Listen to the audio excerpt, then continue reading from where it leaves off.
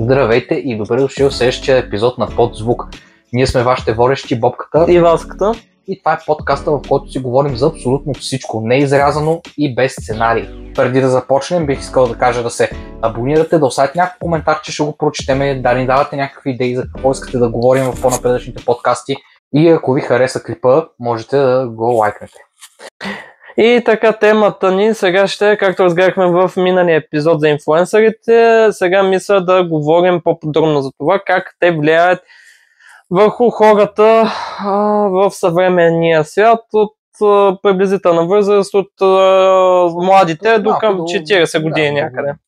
Добре, преди да започнем обаче аз искам да те питам нещо. Какво според теб е инфлуенсър? Според мен инфлуенсър е като човек, който показва начина си на живот и своите принципи на останалите и казва, вижте, това, което аз правя, е много яко, правете това, го правите и вие, ако ви харесва. Но в повечето случаи те гледат да си го налагат. Разбираш ли, те са като... Инфлуенсърите са като един жив артикул, ако така мога да се изразя, в смисъл такъв, че трябва задължително, ако харесваш някого и му харесваш начина на живот, и трябва да го прилагаш. Разбираш ли? Точно като някакъв артикул. В смисъл, този артикул е много добър, задължително ще трябва да го купя, да го приложа. В този смисъл те продават свой начин на живот. Било то с членство в YouTube или там в TikTok или в Patreon и така нататък. Защото как ти обясна, те са като хора, които просто искат да влияят над масата народ. Те са като един вид, не баш, като водачи си го представи, само че по по-друг начин. Ако не е да ги убеждаваш с речи, както в миналото, в този случай просто използваш социалните мрежи и правиш нещо, което смяташ за готино и че много хора ще ти се кефат и ще ти поддържават. Разбираш ли? Това аз така разбирам инфлуенсърството, като хора, които просто искат да водят хора, нали, да накарат други хора да им поддържават, да бъдат като идоли. Според теб в момента инфлуенсърите злоупотребяват ли с цялата си известност? Зависи и кои. Защото има... По-голямата част от По-голямата част, да, злоупотребяват. Примерно, няма да споменавам никакви имена, защото да не стане конфликт и да отнесем и як хейт. Идеята е, че примерно тези предизвикателства, които ги изпращат винаги в TikTok, примерно там за влаковете, дето е много яко, виж, кой си се снима на влака, айде да го направим и ние. Сещаш се за какво ти говоря? Да, но това не мисля, че е инфлуенсърство. Не, дава се. Защото ти подстракаваш по такъв начин да го правят и другите хора, за да бъдат те известни. Ти им показваш някакъв начин, по който те да бъдат известни. Добре, според тебе, инфлуенсърите ли трябва да възпитават хората и да й казват какво да съдържат, или по-скоро родителите? Или това си е ролята. Виж сега, това си е роля на родителите, много ясно за възпитание. Тогава можеш да се сърдиш на инфлуенсър, че го прави това нещо.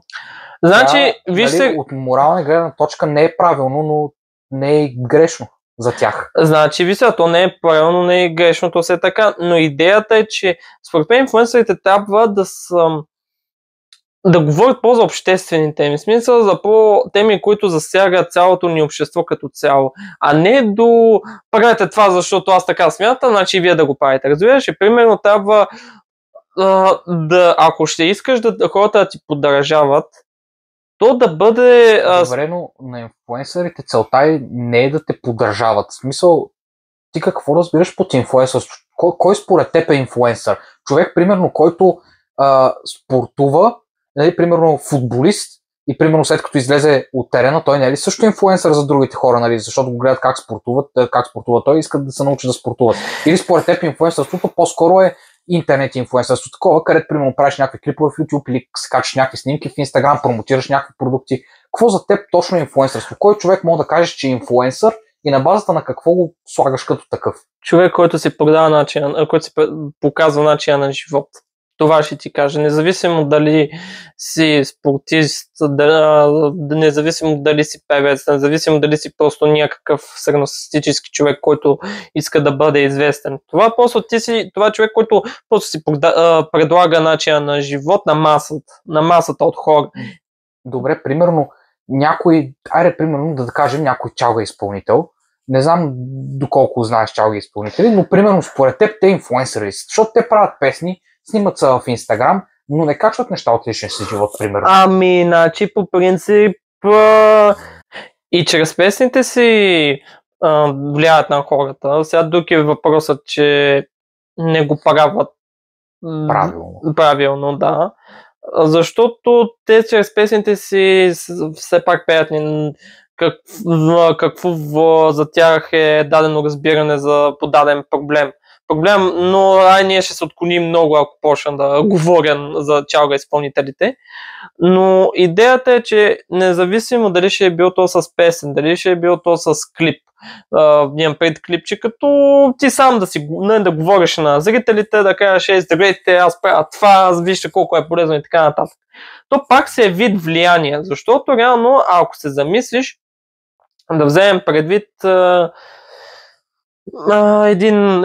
рапърите, дето един от нас, който много хареса Мустата, той почва така да пее политически песни, откъдето и да го погледнеш, и това мене лично ме кара да му поддържавам в един вид, не да се съгласяваш с това, което казва. Да се съгласявам с това, което каза, и му подкрепя мнението. Добре, мислиш, че когато един инфлуенсър говори добри неща, но има много лош начин на живот и хората могат да видят и двете, примерно не е възпитан, държи се зле, но все пак говори някакви такива неща, мислиш, че пак влияе зле на хората, които го гледат, и че може би те не възприемат това, което казва, ами възприемат неговото отношение? Значи, то се е до човек. Може и по-скоро може наистина да възприемат неговото отношение, защото сега ти как ще приемеш на сериозно нещо от някой, който е несериозен, който постоянно не ти говори на какво става, брат, или е такъв невъзпитан и живее в лоша обстановка. И как ще приемеш нещо? Точно. И той да ти каже нещо умно, ти ще кажеш, ти сега го каза, не е така малко, за да, както ти кажеш, да поправиш, да поправи грешка. Няма да го чуят.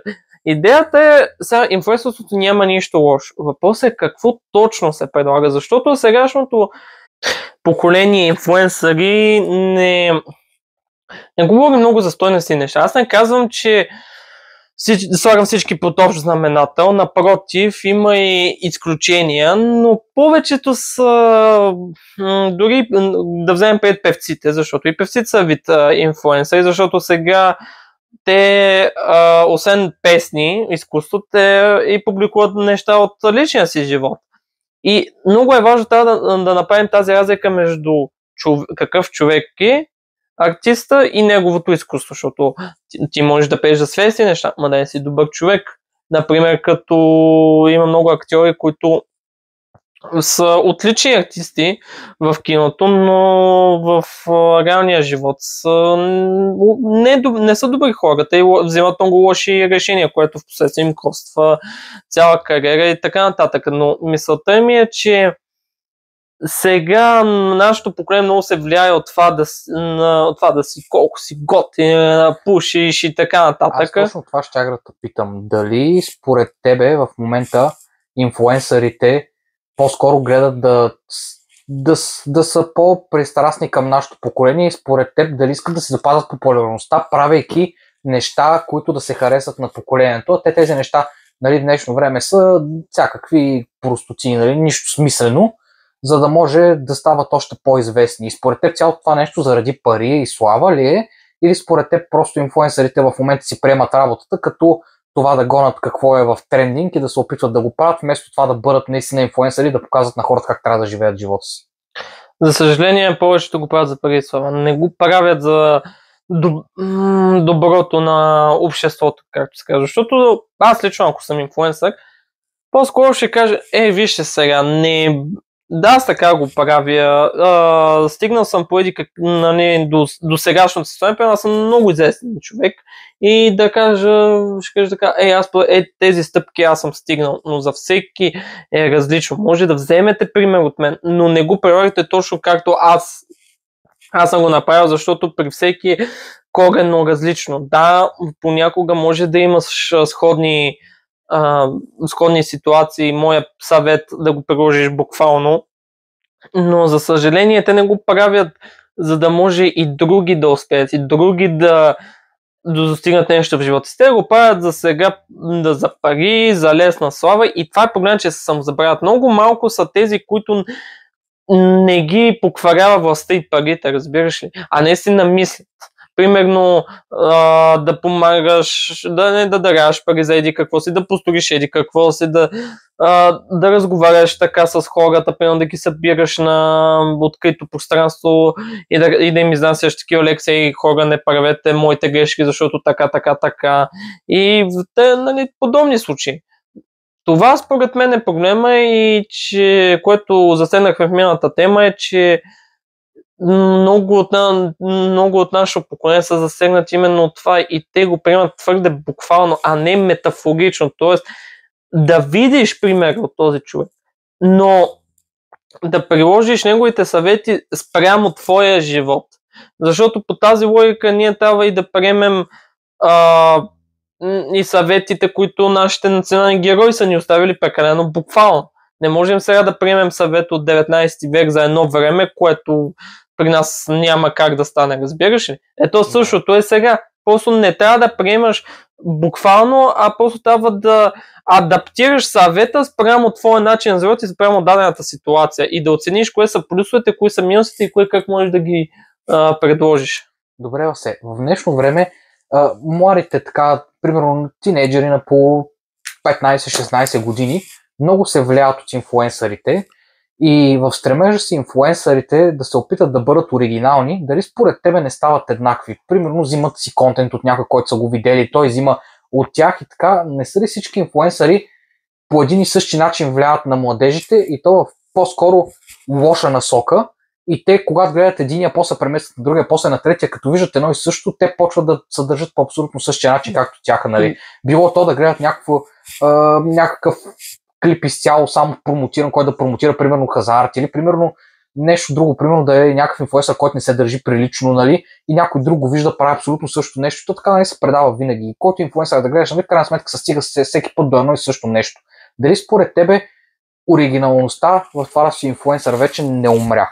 Умря, защото всеки, както ти каза, ще са все по-еднакви и така нататък. Те и вече няма не гледат да са оригинални. Да. Те гледат какво се харесва на публиката и тук какъв е смисъл? Само че аз примерно да правя някакво видео за баскетбол, как примерно трябва да съм правя едно движение, нали, забивка да кажем, и някой да направи абсолютно също и да има повече последователи от мене, защото само за да ме надмине. Разбираш ли? Да, те гледат как възможно, използвайки абсолютно същата идея на другия човек, да направят още повече гледания. Нали. Те дори не се опитват да променят по някакъв начин и проблема е, че тези неща, които правят, са насочени за по-малката аудитория, не са насочени към по-големите хора, защото по-малката аудитория е по-лесна за привличане и по-лесна за пазене, което е много тъжно, защото те ги учат още от малки на много неприлични неща. Сега в България няма толкова много инфлуенсъри, които се стремят към по-малките нали, деца, които да се държат прилично и да не учат децата на глупости. Точно. Почти няма такива, а пък тези, които гледат в момента по-малките деца, нали, тези ютубери, които ги гледат, са много зле, по всяка критика са. Трябва, напротив, за мен за истински инфлуенсър трябва да даваш нещо стойностно. Сега проблема, под какво имам пред стойностно? За мен лично стойностно е да казваш, независимо каква ние съм, може да не си съгласен с мен, аз просто ти казвам моята гледна точка. В смисъл, бъди си патриот, независимо колко лоши решения взима държавата ти, буги се с всякът не си съгласен, покажи, че наистина нали, страната ти е много важна за тебе, покажи, че примерно не трябва само ти да си в центъра на света, а трябва да помагаш и на другите, както един велик човек е казал, човек, който мисли по-малко за себе си, а повече за другите е един велик човек в истинския смисъл на думата. Вече има много малко такива хора. Точно. Естествено, малко фразата е парафразирам, но смисъл е същия. И проблемът е, че тези стойностните неща, които са като това, което казах, или било то нещо смисъл да пазете природата или учете повече или нещо такова. Те го правят, едно, че го правят по малко по-непривлекателен начин, който също губи аудитория и така отказва по-малата част от аудиторията да не ги гледа, а да посяга към по-привлекателната, които са простотиите, защото има смях, има, както ти сам каза, има смях, има такова, има ефект върху тях, има това. Като цяло им е по-забавно, аз не мога по друг начин да го пиша. Защото е глупост, нали? Забавно, точно. Защото е глупост. Добре, аз исках да те питам, според тебе, инфлуенсърите трябва ли да имат граница на това какво правят, дори и да са, примерно, инфлуенсъри за по-големи, нали, да не ги гледат деца. Примерно, трябва ли всеки инфлуенсър да казва, да, ще промотирам казара, да, ще промотирам пушен, да, ще промотирам еди си кой си продукт, да, ще прави си какво. Трябва ли някъде да има граница? Да, трябва да има граница, естествено. Не може... А според теб има ли граници? Не. Много малко са тези, които могат да го направят. Когато предложат на някой пари, според теб веднага ги взимат и дори не гледат какъв продукт представя. За съжаление, да, но большинството са така. Не казвам, че няма изключение. Но за съжаление ние сме се превърнали в много консуматорско общество и е алчно най-вече, защото като ти дадат пари, те това те заслепява. Добре, но тук малко за какви граници говорим? За граници в това, кое приемат или за граници в как се държат? Защото ако е за граници как се държат, те реално, ако трябва да се държат по различен начин пред камера, не може да не сеш, че са инфлуенсъри, защото те не се държат по начина, по който се държат нормално, нали, пред камерата, дори да е лошо.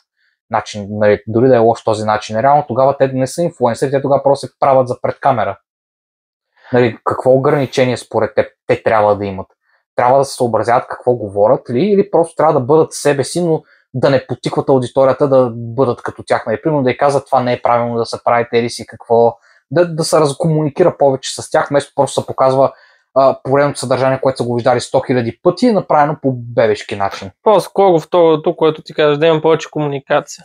Да, все пак трябва да от една страна да се съобразяваш, в смисъл да не псуваш, нали, когато си е в извинете. Ако човека си е такъв, който си псува, той тогава как ще му видиш неговия инфлуенс върху теб, ако ти не мога да видиш как той наистина си живее? И сега по принцип съм съгласен с тебе, но все пак имаш някакви етикети на поведение. Но етикети на поведение не за да не говориш разни неща, а просто малко по-възпитано да се държиш. Под възпитано имам предвид... Да, в един вид да си в по-официалната форма. По-официалната форма, точно така. Да. Но ти пак можеш си себе си, просто не трябва много да се отпуснат, все едно, че аз да кажа, понеже аз имам опит, знаеш, че аз имам опит пред камери и да се едно, че да отида пред телевизията и да не кажа мъкши, какво става? Нали, смисъл, не върви, разбираш. Има такива хора, които го правят, между другото, и много от така по-малките се радват на това нещо и си мислят, че си як като си отишъл и си го направил, нали, че е много смешно. Даже аз мога да ти дам пример с това и ти за дето е наш шамбур. Човек, който много обичаш в кавички. О, боже, сетих се, сериозно ли? Еми, не е ли така? Горе-долу сега. Айде, моля ти се, все пак на една от песните не пее това. Така е, добре, хубаво. Еми, Васе, нещо искаш да добавиш? Аз това, което ще искам да добавя е, че няма нищо лошо да си инфлуенсър, но имайте граница първо кое как правите, защото все пак идеята ви е да рекламирате вашия живот. И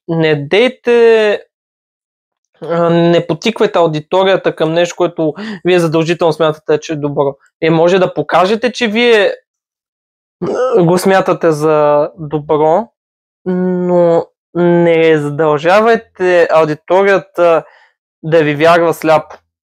В смисъл такъв, научите ги малко на критично мислене и да не прилагат буквално всичко, което вие казвате, а да не ви правят като идол, да няма поклонничество, да не ви слагат на пиедестал, защото както се казва в Библията, идолопоклонничеството е един от греховете. не трябва да се смятате и за Бог, че всичко можете и... Че всичко е правилно, което правите вие. Не. Да, точно така. Може рекламирайте тези неща, които ще накарат аудиторията да, как да го кажа, да се самоусъвършенства. Било то да им насърчавате хобитата, да им покажете кое според вас е добро и да им покажете плюсовете и минусите на вашите решения и по такъв начин да им повлияете и да кажете, да, той е прав. Това е, което аз искам да кажа като заключение. Благодаря ти, Васе, и благодаря на вас, зрителите, че бяхте днеска с нас. И ако клипа ви е харесал, съответно можете да се абонирате, да оставите някакъв коментар и да лайкнете клипа. Все пак четем всички коментари и някой път ни помагате да намерим теми за разговор. Благодаря, че бяхте с нас и довиждане.